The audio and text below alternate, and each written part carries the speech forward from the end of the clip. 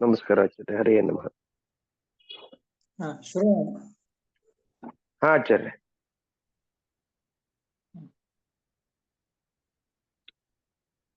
ಶ್ರೀ ಗುರುಭ್ಯೋ ನಮಃ. ಹರಿ ಓಂ. ಶ್ರೀ ಗುರುಭ್ಯೋ ನಮಃ. ಹರಿ ಓಂ. ನಾರಾಯಣಂ ನಮಸ್ಕೃತ್ಯ ನರಂ ಚೈವ ನರೋತ್ತಮಂ ನಾರಾಯಣಂ ನಮಸ್ಕೃತ್ಯ ನರಂ ಚೈವ ನರೋತ್ತಮಂ ದೇವೀಂ ಸರಸ್ವತೀಂ ವ್ಯಾಸಂ ತತೋ ಜಯಮುದೀರಯೇತ್. ದೇವೀಂ ಸರಸ್ವತಿಂ ವ್ಯಾಸಂ ತತೋ ಜಯಮುದೀರಯೇತ್. ಅಶೇಷವಾಗ್ಚಾಡ್ಯಮಲಾಪಹಂತ್ರೀ ಅಶೇಷವಾಗ್ಜಾಡ್ಯಮಲಾಪಹಂತ್ರೀ ನವಂ ಸ್ಪಷ್ಟ ಸುವಾಕ್ಪ್ರದಾಯಿನಿ ನವಂ ನವಂ ಸ್ಪಷ್ಟ ಸುವಾಕ್ಪ್ರದಾಯಿನಿ ಅಮೇಹ ಜಿಹ್ವಾಗ್ರ ಸುರಂಗ ನರ್ತಕೀ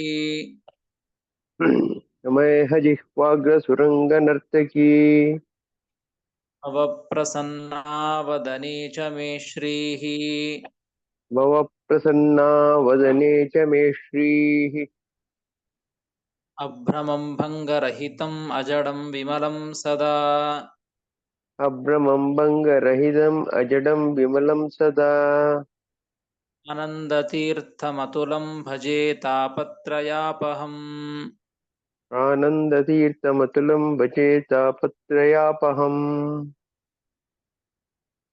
ಯಸ್ಯ ವಾಕ್ಕಾಮಧೇನುರ್ನಃ ಕಾಮಿತಾರ್ಥಾನ್ ಪ್ರಯಚ್ಛತಿ ಯಸ್ಯ ವಾಕ್ಕಾಮಧೇನುರ್ನಃ ಕಾಮಿತಾರ್ಥಾನ್ ಪ್ರಯಚ್ಛತಿ ಏವೇತಂ ಜಯ ಯೋಗೀಂದ್ರಂ ಕಾಮಬಾಣಚ್ಛಿದಂ ಸದಾ ಸೇವೆ ಜಯ ಯೋಗೀಂದ್ರಂ ಕಾಮಬಾಣಚ್ಛಿದಂ ಸದಾ ಪೂಜ್ಯಾಯ ರಾಘವೇಂದ್ರಾಯ ಸತ್ಯಧರ್ಮರತಾಯ ಚ ಪೂಜ್ಯಾಯ ರಾಘವೇಂದ್ರಾಯ ಸತ್ಯಧರ್ಮರತಾಯ ಚ ಭಜತಾಂ ಕಲ್ಪವೃಕ್ಷಾಯ ನಮತಾಂ ಕಾಮಧೇನವೇ ಭಜತಾಂ ಕಲ್ಪವೃಕ್ಷಾಯ ನಮತಾಂ ಕಾಮಧೇನವೇ ಸತ್ಯಾಭಿಘ್ನಕರಾಬ್ಜೋತ್ಥಾನ್ ಪಂಚಾಶದ್ವರ್ಷಪೂಜಕಾನ್ ಸತ್ಯಾವಿಘ್ನಕರಾಬ್ಜೋತ್ಥಾನ್ ಪಂಚಾಶದ್ವರ್ಷಪೂಜಕಾನ್ ಸತ್ಯಪ್ರಮೋದತೀರ್ಥಾರ್ಯಾನ್ ನೌಮಿನ್ಯಾಯಸುಧಾರತಾನ್ ಸತ್ಯಪ್ರಮೋದತೀರ್ಥಾರ್ಯಾನ್ ನೌಮಿ ನ್ಯಾಯಸುಧಾರತಾನ್ ಆಪಾದಮೌಲಿಪರ್ಯಂತಂ ಗುರುಣಾಂ ಆಕೃತಿಂ ಸ್ಮರೇತ್ ಆಪಾದಮೌಲಿಪರ್ಯಂತಂ ಗುರುಣಾಂ ಆಕೃತಿಂ ಸ್ಮರೇತ್ ತೇನ ವಿಘ್ನಾಃ ಪ್ರಣಶ್ಯಂತಿ ಸಿದ್ಧ್ಯಂತಿ ಚ ಮನೋರಥಾಃ ತೇನ ವಿಘ್ನಾಃ ಪ್ರಣಶ್ಯಂತಿ ಸಿದ್ಧ್ಯಂತಿ ಚ ಮನೋರಥಾಃ. ಶ್ರೀ ಗುರುಭ್ಯೋ ನಮಃ. ಹರಿ ಓಂ. ಏನು ಕೇಳಿಸ್ತಲ್ಲ. ಶ್ರೀ ಗುರುಭ್ಯೋ ನಮಃ. ಹರಿ ಓಂ.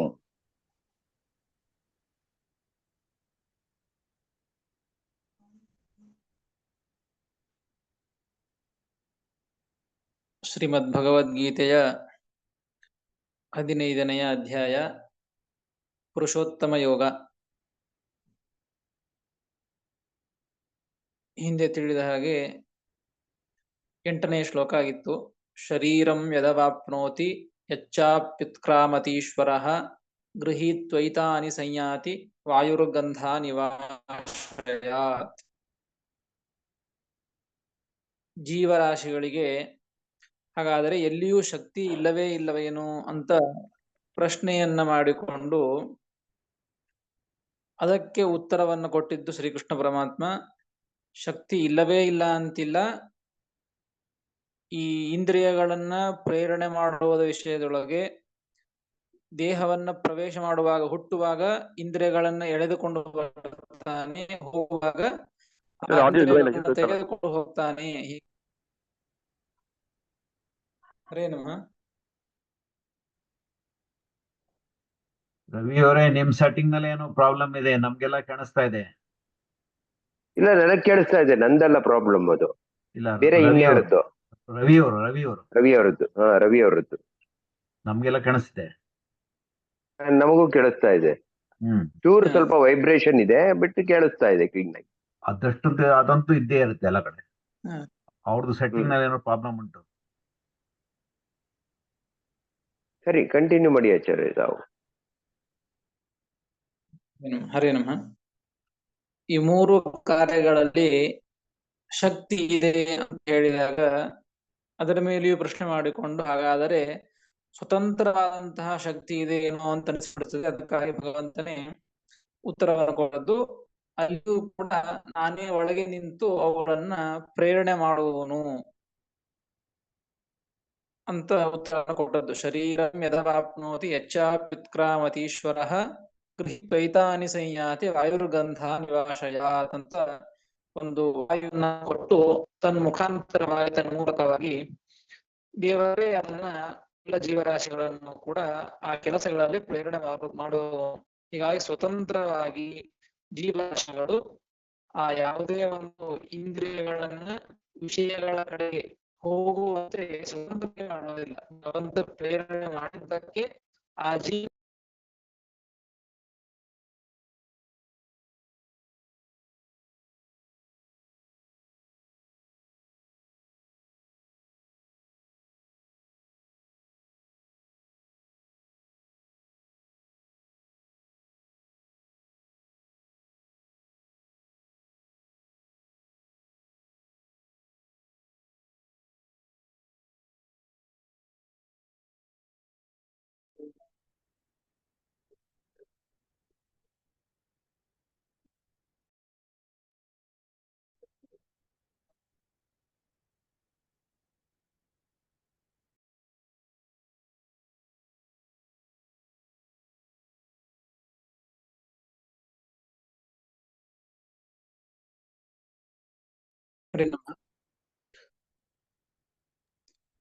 ಹೀಗೆ ಒಂದು ರೀತಿಯಿಂದ ಈ ಶ್ಲೋಕಕ್ಕೆ ವ್ಯಾಖ್ಯಾನವನ್ನ ಮಾಡಿದ್ದು, ಅದನ್ನು ತಿಳಿದದ್ದು.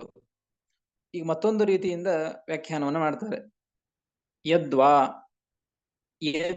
ಯದಾ ಜೀವಃ ಶರೀರಂ ಆಪ್ನೋತಿ ತದಾ ಈಶ್ವರಃ ಏತಾನಿ ಗೃಹೀತ್ವ ಶರೀರಂ ಸಂಯಾತಿ. ಈ ಶ್ಲೋಕಕ್ಕೆ ಹಿಂದೆ ಒಂದು ಅರ್ಥವನ್ನು ಮಾಡಿದ್ದು. ಈ ಮತ್ತೊಂದು ರೀತಿಯಿಂದ ಅರ್ಥವನ್ನು ತಿಳಿಸ್ತಾ ಇದ್ದದ್ದು. ಶರೀರಂ ಯದವಾಪ್ನೋತಿ, ಶರೀರವನ್ನ ಜೀವ ಯಾವಾಗ ಪ್ರವೇಶ ಮಾಡ್ತಾನೋ ಆಗ ದೇವರು ಒಳಗ ಪ್ರವೇಶ ಮಾಡ್ತಾನೆ. ನೋಡಿ, ಯದಾ ಜೀವ ಶರೀರಂ ಆಪ್ನೋತಿ, ಜೀವ ಯಾವಾಗ ಶರೀರವನ್ನ ಪ್ರವೇಶ ಮಾಡ್ತಾನೋ ಆಗ ತದಾ ಈಶ್ವರ ಏತಾನಿ ಗೃಹೀತ್ವ ಶರೀರಂ ಸಂಯಾತಿ. ಆಗ ದೇವರು ಈ ಇಂದ್ರಿಯಗಳನ್ನು ತೆಗೆದುಕೊಂಡು ಆ ಜೀವನ ಶರೀರದೊಳಗೆ ಭಗವಂತ ಹೋಗ್ತಾನೆ ಅಂತ ಅರ್ಥ. ಹೀಗೆ ಅರ್ಥ ಮಾಡ್ತಾ ಇದ್ದದ್ದು. ಯಾವಾಗ ಜೀವ ಶರೀರವನ್ನು ಪ್ರವೇಶ ಮಾಡ್ತಾನೋ, ಹಿಂದಿನ ವ್ಯಾಖ್ಯಾನದಲ್ಲಿ ಜೀವ ಯಾವಾಗ ಇಂದ್ರಿಯಗಳನ್ನು ತೆಗೆದುಕೊಂಡು ಪ್ರವೇಶ ಮಾಡ್ತಾನೋ ಅಥವಾ ಆ ಇಂದ್ರಿಯಗಳನ್ನು ಪ್ರೇರಣೆ ಮಾಡ್ತಾನೋ ಅದು ಭಗವಂತನಿಂದ ಪ್ರೇರಿತನಾಗಿ ಮಾಡ್ತಾನ ಅಂತ ಹೇಳಿದ್ದು. ಈಗ ಹಾಗಲ್ಲ, ಯಾವಾಗ ಜೀವನೇ ದೇಹವನ್ನ ಪ್ರವೇಶ ಮಾಡ್ತಾನೋ ಆಗ ದೇವರೇ ಆ ಜೀವನ ದೇಹವನ್ನ ಇಂದ್ರಿಯಗಳನ್ನ ತೆಗೆದುಕೊಂಡು ಪ್ರವೇಶ ಮಾಡ್ತಾನೆ ಅಂತ ಅರ್ಥ. ಅದಕ್ಕಾಗಿ ಜೀವ ತಾನು ಆ ಇಂದ್ರಿಯಗಳನ್ನ ವಿಷಯ ಪದಾರ್ಥಗಳ ಕಡೆಗೆ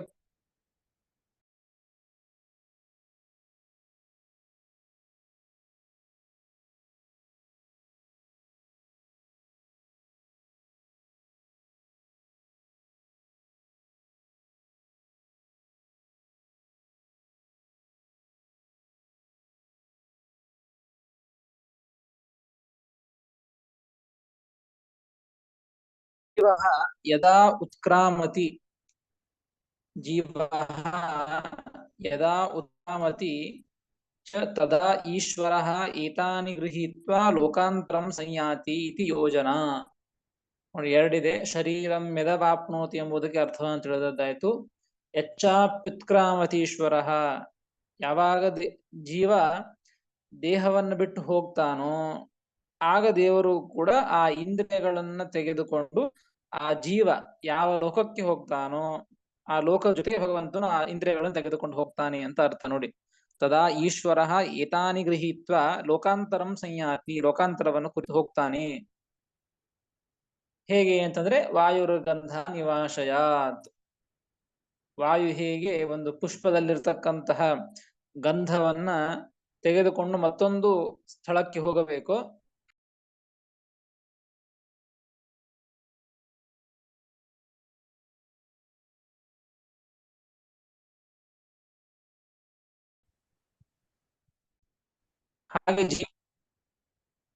ಹಾಗೆ ಜೀವ ದೇಹವನ್ನ ಪ್ರವೇಶ ಮಾಡಿದ ಅಂದ್ರೆ ದೇವರು ಇಂದ್ರಿಯಗಳನ್ನು ತೆಗೆದುಕೊಂಡು ಪ್ರವೇಶ ಮಾಡ್ತಾನೆ. ಜೀವ ದೇಹವನ್ನ ಬಿಟ್ಟು ಹೊರಗೆ ಹೋದ ಅಂದ್ರೆ ದೇವರು ಕೂಡ ಇಂದ್ರಿಯಗಳನ್ನ ತೆಗೆದುಕೊಂಡು ಲೋಕಾಂತರಕ್ಕೆ ಹೋಗ್ತಾನೆ ಎಂಬುದಾಗಿ ಈ ರೀತಿಯಾಗಿ ಎರಡನೆಯ ವ್ಯಾಖ್ಯಾನವನ್ನ ರಾಯರು ತಿಳಿಸಿಕೊಡ್ತಾರೆ. ಇಷ್ಟು ಹೇಳಿ ಮುಂದಿನ ಶ್ಲೋಕಕ್ಕೆ ಅವತಾರಿಕೆಯನ್ನು ಕೊಡ್ತಾರೆ. ಇಂದ್ರಿಯೇಷು ಪ್ರವರ್ತಕತ್ವೇನ ಸ್ಥಿತಸ್ಯ ಹರೇಹೇ ಇಂದ್ರಿಯದ್ವಾರ ವಿಷಯ ಭೋಗಂ ಆಹ.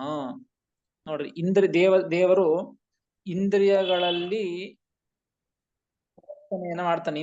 ಜೀವರಲ್ಲಿರ್ತಕ್ಕಂತಹ ಇಂದ್ರಿಯಗಳನ್ನ ಪ್ರವರ್ತನೆ ಮಾಡ್ತಾನೆ. ಅಂದ್ರೆ ಕಣ್ಣಿದೆ, ಈ ಕಣ್ಣು ನೋಡು ಎಂಬುವಂತಹ ಒಂದು ಕೆಲಸವನ್ನ ಮಾಡುತ್ತದೆ. ನಾಲಿಗೆ ರುಚಿಯನ್ನು ನೋಡುವಂತಹದ್ದನ್ನ, ಕಿವಿ ಕೇಳುವಂತಹದ್ದನ್ನ, ಹೀಗೆ ಆ ವಿಷಯ ಪದಾರ್ಥಗಳಲ್ಲಿ ಇಂದ್ರಿಯಗಳು ಹೋಗ್ತವೆ.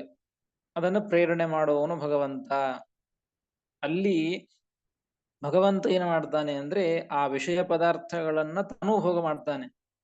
ಕೇವಲ ನಾವು ಕಣ್ಣಿಂದ ನೋಡ್ತೇವೆ ಅಂದ ಮಾತ್ರಕ್ಕೆ ನಾನು ಒಬ್ಬನೇ ನೋಡ್ತೇನೆ, ನಾ ಕಿವಿಯಿಂದ ಕೇಳ್ತೇನೆ ಅಂದ್ರೆ ನಾನು ಒಬ್ಬನೇ ಕೇಳ್ತೇನೆ, ಹೀಗೆ ಇಂದ್ರಿಯಗಳಿಂದ ವಿಷಯ ಪದಾರ್ಥಗಳನ್ನ ಭೋಗ ಮಾಡ್ತಾನೆ ಜೀವ ಅಂದ್ರೆ ಜೀವ ಒಬ್ಬನೇ ಭೋಗ ಅಲ್ಲ, ಅದನ್ನ ದೇವರು ಭೋಗ ಮಾಡ್ತಾನೆ ಅಂತ ಹೇಳ್ತಾ ಇದ್ದಾರೆ. ಇಂದ್ರಿಯೇಷು ಪ್ರವರ್ತಕತ್ವೇನ ಸ್ಥಿತಸ್ಯ, ಇಂದ್ರಿಯಗಳಲ್ಲಿ ಪ್ರವರ್ತಕನಾಗಿ ಇರುವಂತಹ ಭಗವಂತ ಏನಿದ್ದಾನೋ ಆ ಭಗವಂತನು ಕೂಡ ಇಂದ್ರಿಯ ದ್ವಾರ ವಿಷಯ ಭೋಗಂ ಆಹ, ಇಂದ್ರಿಯಗಳ ಮುಖಾಂತರವಾಗಿ ತಾನು ಕೂಡ ಆ ವಿಷಯ ಪದಾರ್ಥಗಳನ್ನ ಭೋಗ ಮಾಡ್ತಾನೆ ಎಂಬುದನ್ನ ಈ ಮುಂದಿನ ಶ್ಲೋಕದಿಂದ ತಿಳಿಸಿಕೊಡ್ತಾ ಇದ್ದದ್ದು. 9ನೆಯ ಶ್ಲೋಕ.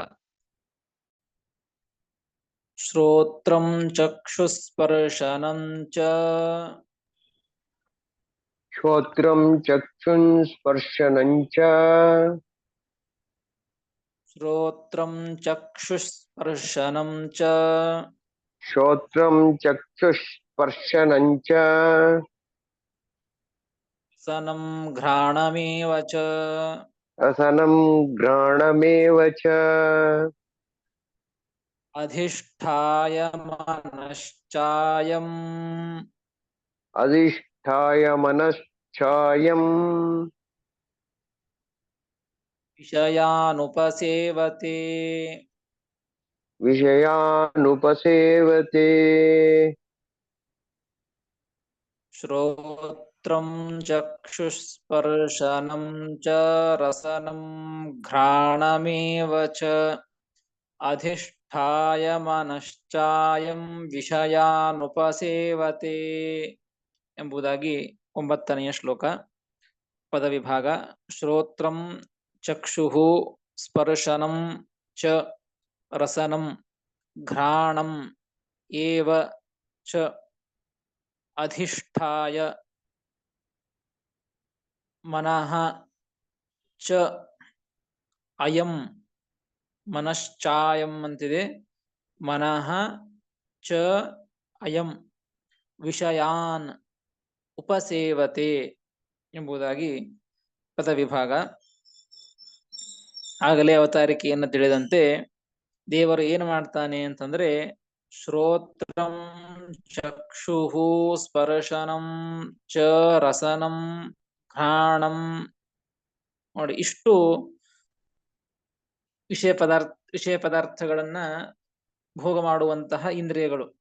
ಒಂದು ಶ್ರೋತ್ರೇಂದ್ರಿಯ, ಚಕ್ಷುಃ ಕಣ್ಣು, ಸ್ಪರ್ಶನಂ ಇಂದ್ರಿಯ, ರಸನಂ ರಸನೇಂದ್ರಿಯ, ಘ್ರಾಣಂ ಘ್ರಾಣೇಂದ್ರಿಯ, ವಾಸನೆಯನ್ನು ತೆಗೆದುಕೊಳ್ಳುವಂತಹದ್ದು. ಹೀಗೆ ಪಂಚ ಜ್ಞಾನೇಂದ್ರಿಯಗಳು. ಈ ಪಂಚ ಜ್ಞಾನೇಂದ್ರಿಯಗಳಲ್ಲಿ ಭಗವಂತ ನೋಡಿ ಆ ಜೀವನೊಳಗೂ ಇದ್ದಾನೆ, ಭಗವಂತ ಸರ್ವತ್ರ ವ್ಯಾಪ್ತ. ಹೀಗಾಗಿ ದೇವರು ಜೀವನ ಒಳಗೂ ಇದ್ದು ಪ್ರೇರಣೆ ಮಾಡ್ತಾನೆ, ಆ ಇಂದ್ರಿಯಗಳ ಒಳಗೂ ಇದ್ದು ಪ್ರೇರಣೆ ಮಾಡ್ತಾನೆ ಇಂದ್ರಿಯಗಳನ್ನು ಕೂಡ. ಹೀಗಾಗಿ ಅದನ್ನ ಹೇಳ್ತಾ ಇದ್ದದ್ದು, ಇವುಗಳಲ್ಲಿ ಅಧಿಷ್ಠಾಯ ಅಷ್ಟೇ ಅಲ್ಲ,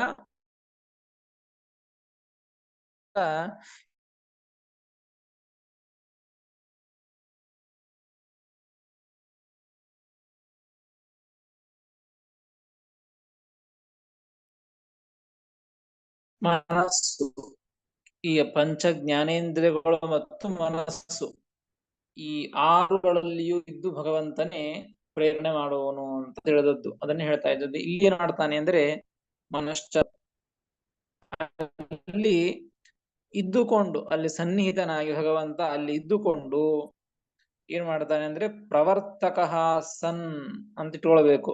ಪ್ರವರ್ತಕ ಸನ್ ಇವ ಇತ್ಯರ್ಥ ವಿಷಯಾನ್ ಶಬ್ದಾದೀನ್ ಉಪಸೇವತೆ. ಅಲ್ಲಿ ಇದ್ದುಕೊಂಡು ಅಂದ್ರೆ ಅರ್ಥ ಪ್ರವರ್ತಕ ಸನ್, ಪ್ರವರ್ತನೆ ಮಾಡೋಣ ಅಂದ್ರೆ ಅವುಗಳನ್ನ ಪ್ರೇರಣೆ ಮಾಡಬೇಕಾಗುವುದು ಮತ್ತು ಆ ಜೀವನನ್ನು ಪ್ರೇರಣೆ ಮಾಡಬೇಕು, ಆ ಎಲ್ಲ ಇಂದ್ರಿಯಗಳನ್ನು ಪ್ರೇರಣೆ ಮಾಡಬೇಕು, ಪ್ರವರ್ತನೆ ಮಾಡಬೇಕು ಅನ್ನುವ ಸಲುವಾಗಿ ಅಲ್ಲಿ ಇದ್ದದ್ದು. ಹೀಗಾಗಿ ಇದ್ದುಕೊಂಡು ಪ್ರೇರಣೆ ಮಾಡುವ ಮುಖಾಂತರವಾಗಿ ಭಗವಂತ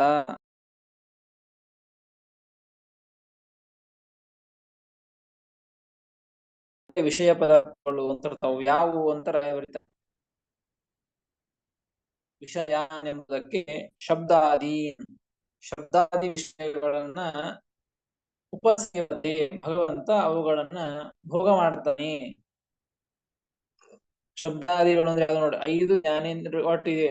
ಶ್ರೋತ್ರಂ ಚಕ್ಷುಸ್ಪರ್ಶನಂ ರಸನಂ ಇಂದ್ರಿಯದಿಂದ ಶಬ್ದವನ್ನ ಭೋಗ ಮಾಡ್ತಾನೆ, ತಾನು ಕೇಳಿಸಿಕೊಳ್ತಾನೆ ಅಂತ ಅರ್ಥ. ಚಕ್ಷುರೇಂದ್ರಿಯದಿಂದ ಮೂಲಕವನ್ನು ನೋಡ್ತಾನೆ, ಚಕ್ಷುರೇಂದ್ರಿಯಕ್ಕೆ ವಿಷಯವಾದದ್ದು ರೂಪ. ಆ ರೂಪವನ್ನ ಪದಾರ್ಥ ಇರುವಂತಹ ರೂಪಗಳನ್ನ ತಾನು ಭೋಗ ಮಾಡ್ತಾನೆ.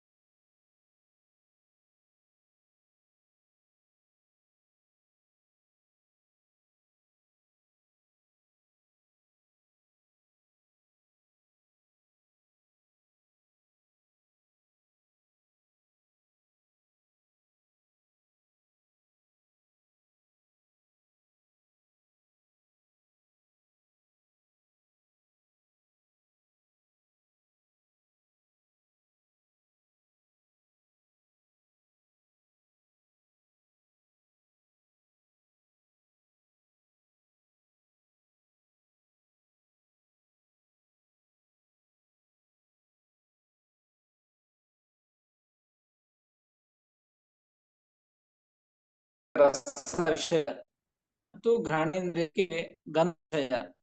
ಹೀಗಾಗಿ ಈ ಎಲ್ಲ ವಿಷಯ ಪದಾರ್ಥಗಳನ್ನು ಕೂಡ ಇವರು ಈ ಎಲ್ಲ ಇಂದ್ರಿಯಗಳಲ್ಲಿ ಇದ್ದುಕೊಂಡು ಅವುಗಳನ್ನ ಇಂದ್ರಿಯಗಳ ಮುಖಾಂತರವಾಗಿ, ಇಂದ್ರಿಯಗಳನ್ನ ಪ್ರೇರಣೆ ಮಾಡುವ ಮುಖಾಂತರವಾಗಿ ಆ ಜೀವನೂ ಭೋಗ ಮಾಡುವ ಪದಾರ್ಥಗಳನ್ನ, ಅದರ ಜೊತೆಗೆ ಮುಖ್ಯವಾಗಿ ಭಗವಂತನೇ ಆ ವಿಷಯ ಪದಾರ್ಥಗಳನ್ನ ಭೋಗ ಮಾಡುವವನು.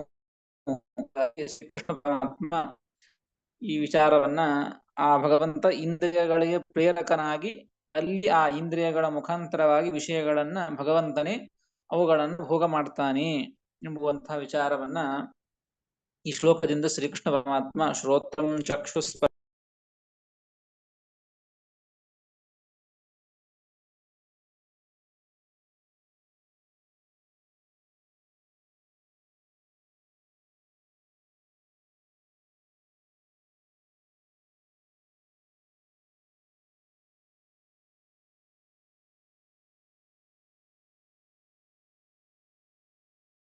ತಾನು ಭೋಗವನ್ನ ಮಾಡ್ತಾನೆ ಅಂತ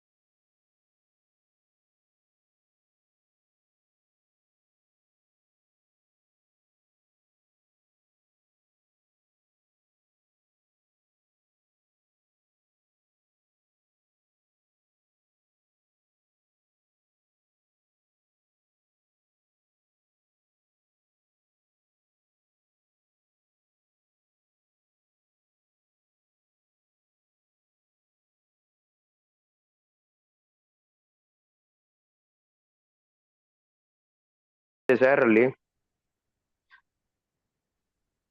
ಅಲ್ಲ ಬಟ್ ಅವ್ರಿಗೆ ಅವೇರ್ ಇರ್ಬೇಕಲ್ಲ ಸರ್, ಅವ್ರಿಗೆ ಡ್ರಾಪ್ ಆಗಿ ಬರ್ತಾ ಇದೀನಿ ಅನ್ನೋದು ಅವ್ರಿಗೆ ಗೊತ್ತಾಗ್ಬೇಕಲ್ಲ. ಈ ಸ್ಪೀಕಿಂಗ್ ಆಲ್ವೇಸ್ he ಹಾಗಾಗಿ knows it because he drops, he comes back again, he has to join. ಹಾ ಅವ್ರಿಗೆ ಗೊತ್ತುಂಟು, ಮೊದಲು ಒಂದೆರಡು ಹೌದು. ದಿವಸ ಆಯ್ತು, ಆಮೇಲೆ solid ಆಗಿತ್ತು, ಈಗ ಮತ್ತೆ ಆಗ್ತಾ ಇದೆ. ಮೋಸ್ಟ್ಲಿ ತುಂಬಾ ಡಿಸ್ಟರ್ಬೆನ್ಸ್ ಇದೆ, ಸಿಕ್ಕಾಪಟ್ಟೆ ಕಟ್ ಆಗ್ತಿದೆ. ಹಾ. ಆಚಾರ್ಯ ಎಲ್ಲ ಅದಕ್ಕೆ ಆಚಾರ್ಯ ಎಲ್ಲಿ ಬೇರೆ ಕಡೆ ಇದ್ರೆ ಇನ್ನೊಂದ್ಸರಿ ಮಾಡಕ್ ಹೇಳ್ಬೇಕು ಈ ಶ್ಲೋಕನ ಆಕ್ಚುಲಿ. ಇಲ್ಲ ಇಲ್ಲ ಒಂದ್ ನಿಮಿಷ ಕೇಳಂತಾರೆ. ಆಚಾರ್ಯ ಎಲ್ಲಿ ಹೊರಗಿದ್ದೀರಾ ಆಚಾರ್ಯ, ನೀವು ದಿನದ ಜಾಗಕ್ಕೆ ಇದ್ದೀರಾ ಆಚಾರ್ಯ? ದಿವಸ ಕೂಡಲೇ ಕೂತಿದ್ದೇನೆ. ಹೌದ್ರಾ? ಅದೇನಾಗ್ಲಿಕ್ಕತ್ತದ ನಿಮ್ದು ಜೂಮ್ ಒಳಗ ಇನ್ ಅಂಡ್ ಔಟ್ ಕಂಟಿನ್ಯೂಸ್ ಬರ್ಲಿಕ್ಕತ್ತದ. ರೆಕಾರ್ಡ್ ಸ್ಟಾಪ್ ಆಗಿ ಮತ್ ಬರೋದು, ರೆಕಾರ್ಡ್ ಸ್ಟಾಪ್ ಆಗಿ ಮತ್ ಬರೋದು, ಹಂಗ ಆಗ್ಲಿಕ್ಕತ್ತೈತ್ರಿ. ಅದಕ್ಕೆ ಒಂದ್ಸರ್ತಿ ನಿಮ್ಗೆ ಕೇಳೋಣ. ಹಾ ಹಂಗಾಗಿ ಎಲ್ಲಾರು ಕೇಳಿ. ಫಸ್ಟ್ ದಿವಸ ಇವತ್ತು ಇನ್ನೊಂದ್ಸರಿ ಹೇಳ್ಬಿಡಿ ಆಯ್ತಾರೆ. ಫಸ್ಟ್ ದಿವ್ಸ ಹಿಂಗೆ ಆಗಿತ್ರೆ. ಹಾ ಹೌದು, ಹಿಂಗೆ ಹೌದು, ಆಗಿತ್ತು. ಆಮೇಲೆ ಒಂಚೂರು ಜಾಗ ಚೇಂಜ್ ಮಾಡ್ಕೊಂಡ್ರು ಆಚಾರ್ಯರು, ಸರಿ ಆಯ್ತು. ಹ್ಮ್ ಈಗ ಒಂದೊಂದ್ಸತಿ ಈ ತರ ಆಗತ್ತೆ, ಬಟ್ ಇದು ಹ್ಮ್ ಕಂಟಿನ್ಯೂಸ್ ಆಗಿ ಆಗ್ತಾ ಇದೆ ಇವತ್ತು ಅಷ್ಟೇನೆ. ಹ್ಮ್ ಹ್ಮ್ ಹ್ಮ್ ಹ್ಮ್ ಆಚಾರ್ಯ ಬರುತ್ತೆ, ಮಳೆ ಗೊತ್ತಾಗತ್ತೆ, ಅವರು ಹೊಡಿತಂದ್ರೆ ಡ್ರಾಪ್ ಆಗುತ್ತೆ ಆಗ್ತಾರೆ ಅನ್ಸುತ್ತೆ. ಬರ್ತಾರೆ. ಅದ್ರ ನೆಟ್ವರ್ಕ್ ಮೇಲೂ ಆಗ್ತದ್ರಿ, ಮಳೆ ಬ್ಯಾಂಡ್ ಬಿಡ್ತ. ಹಾ ನೆಟ್ ಇದ್ರ ಮೇಲೂ ಆಗ್ತದ. ಹ್ಮ್ ಆಯ್ತು, ಈ ನಾಳೆನು ಇದೇ ಪಾಠನ ಒಂದ್ಸತಿ ಹೇಳ್ಬಿಡಿ ಆಚಾರ್ಯ, ಯಾಕೆಂದ್ರೆ ಇವತ್ತು ಸ್ವಲ್ಪ ಇದಾಗಿದೆ. ನಾಳೆನು ಸರಿ, ಒಂದ್ಸತಿ ಇದನ್ನೇ ಮಾಡ್ಬಿಡಿ. ಸರಿ ಆಗ್ಲಿ. ಇದನ್ನ ಹಾಗೆ ಸರಿ, ನಾಳೆ ಆಗ್ಲಿ. ಮಾಡೋಣ ಪಾಠ ಮಾಡೋದು. ಫಣಿರಾಜ್ ಅವರೇ, ಇದೇ ಪಾಠನೇ ಮಾಡಿ. ಗೂಗಲ್ ಕೊಟ್ಟೋಗೋಣ ಅಥವಾ ಏನ್ ಹೇಳ್ತೀರಿ ನೀವು, ಅಥವಾ ಇಲ್ಲೇ ಇರು ನಾವು? ಅಲ್ಲ, ಗೂಗಲ್ಗೆ ಹೋದ್ರೆ ಕಂಟಿನ್ಯೂಸ್ ಆಗಿ ಇರುತ್ತೆ ಅಂತ, ಈ ಪ್ರಾಬ್ಲಮ್ ಆಗ್ತಾ ಇರಲ್ಲ ಅಂತ. ಒಂದೆರಡು ಸತಿ ನಾಳೆ ಗೂಗಲ್ ನಲ್ಲಿ ನೋಡೋಣ ಇದನ್ನ ಅಂತ. ನೀವು ಆ ಲಿಂಕ್ ಕಳಿಸ್ರಿ ಗೂಗಲ್ದು, ಆದ್ರೆ ರೆಕಾರ್ಡಿಂಗ್ ಮಾಡೋಕ್ ಆಗಲ್ಲ ಅಷ್ಟೇ. ರೆಕಾರ್ಡಿಂಗ್ ಆಗಲ್ಲ ಅಷ್ಟೇ, ನಿಂತೋಗತ್ತೆ ರೆಕಾರ್ಡ್. ಹಳೆ ಗೂಗಲ್ ಇದನ್ನಕ್ಕೆ ಹೋಗ್ಬೇಕಾಗತ್ತೆ ಅಷ್ಟೇನೆ. ನೀವು ಲಿಂಕ್ ಕಳಿಸ್ರಿ ಮತ್ತೆ, ಯಾಕಂದ್ರೆ ನಾನು ಚೇಂಜ್ ಮಾಡಿದ್ದೆ, ಮತ್ತೆ ಲಿಂಕ್ ಕಳಿಸ್ರಿ ಗೂಗಲ್. ಓಕೆ, ಆಯ್ತು, ಇವಾಗ ಅಲ್ಲಿಂದ ತೆಗೆದು ಈ ಕಡೆ ಕಾಪಿ ಮಾಡ್ತೀನಿ. ಓಕೆ, ಧನ್ಯವಾದ. Thank you. ನಮಸ್ಕಾರ. ಧನ್ಯವಾದ ಆಚಾರ್ಯ. ನಮಸ್ಕಾರ ಆಚಾರ್ಯ. ಪಾಠ ನಾಳೆ ಸಂಡೇ ಅಲ್ಲ ಸರ್, ಹಂಗ ಫಣಿರಾಜ್ ಅವರಿಗೆ ಗೊತ್ತು ನಾಳೆಂದು. ಇಲ್ಲ, ನನಗೇನ್ ತೊಂದ್ರೆ ಇಲ್ಲ, ನೀವು ಹೆಂಗ್ ಹೇಳ್ತಿರೋ ಹಂಗೆ, ನಮ್ದು ಏನು ಇಲ್ಲ. ಇರ್ಬೋದು, ಏನ್ ನಾಳೆ ಪಾಠ ಇಲ್ಲ ಒಂದ್ ವಾರದಿಂದ ಇಲ್ಲಿ ಅಂತ. ನಮ್ದು ಯಾವ್ದು ಇದಿಲ್ಲ, ನಾವು ಎಲ್ಲದಕ್ಕೂ ರೈಟ್. ಮಾಡೋಣ ಮಾಡ್ರಿ ಆಚಾರ್ಯ, ನಾಳೆ ತೊಂದ್ರೆ ಇಲ್ಲ. ಸರಿ ಆಯ್ತು ಆಚಾರ್ಯ, ಹೇಳಿ ಆಚಾರ್ಯ. ವಿಚಾರ ಮಾಡಿ. ನಮಸ್ಕಾರ. ಹರೇ ನಮಃ.